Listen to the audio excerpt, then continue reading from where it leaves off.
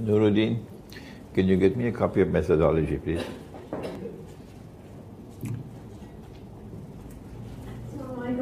I have a question regarding the impending attack by Turkey on Syria. I was wondering if you could explain a little bit on the significance of Syria towards Russia or its conquest of Constantinople. You're wondering if I could explain what? The significance of Syria? The significance of Syria to Russia. That would trigger... The significance of Syria to Russia? That would trigger. Huh?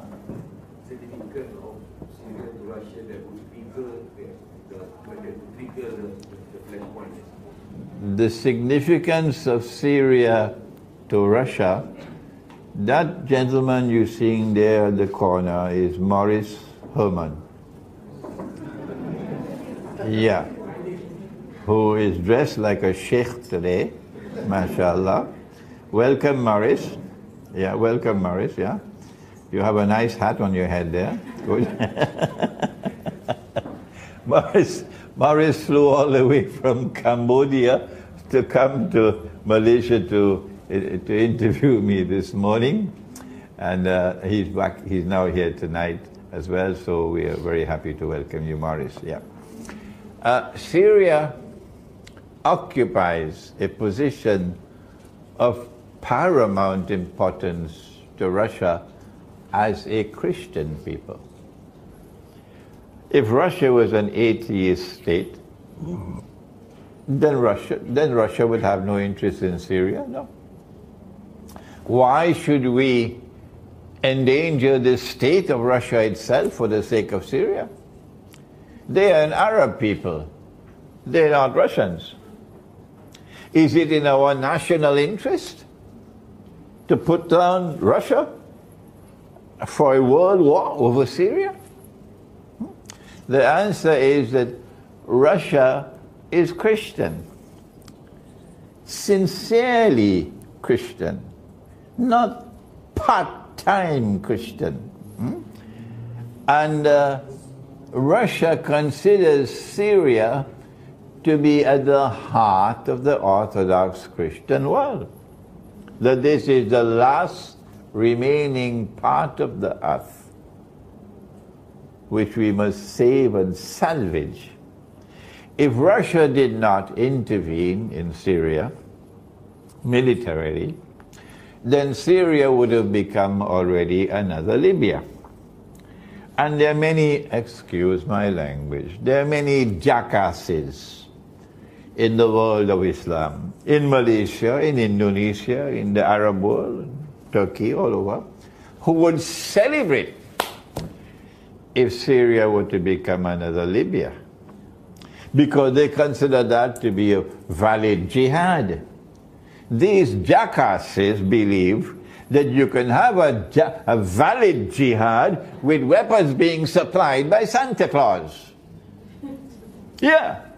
And Santa Claus providing all the money, usually US dollars, and Santa Claus providing all the logistical support and the training, military training and so on. Everything from Santa Claus. And that is a jihad? Is that your intelligence? No. It's a bogus jihad. And as a consequence, I normally don't call people fools. I try not to do that, yes. But you are a fool with a capital F for taking weapons from NATO and taking weapons from the Americans and calling yourself a Muslim to go and fight your bogus jihad in Libya, in consequence of which today Libya is a NATO state. We don't want to see your face. We will never pray over your body. We'll never stand at your grave. Do you hear that? You can kill a man if you want, but you cannot kill the truth. Remember that. You kill and you kill and you love killing. So go ahead and kill as many as you want. But we're telling you, you cannot kill the truth. And we're prepared to die. We're not afraid of death. If the Russian people are not afraid of that, why should we Muslims be afraid of that? If the Russian Christian, Orthodox Christians are showing such mettle today, they're not afraid to die. Why should we be afraid to die? And so the reason why they are there in Syria is to save Syria from being another Libya. If Syria were to become another Libya, there is a large Christian community in Syria, an old Christian community in Syria. And these Christians in Syria, some of them are Western Christians, but many of them are Orthodox.